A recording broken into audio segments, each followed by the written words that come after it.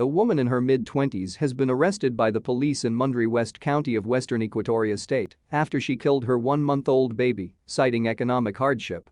A woman in her mid-20s has been arrested by police in Mundri West County of Western Equatoria State after she killed her one-month-old baby over economic hardships.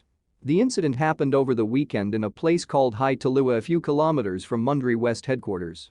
According to the area inspector of police, the unnamed woman, believed to be in her mid-20s, told them during the investigation that she took the life of her child because she could not afford the cost of living. Major Gen. The Shaka Aboud was quoted by a local radio station, Amadi FM, on Tuesday as saying, "There is a woman who killed her child, she strangled the neck of the child and died. The woman has confessed that she is the one who did it.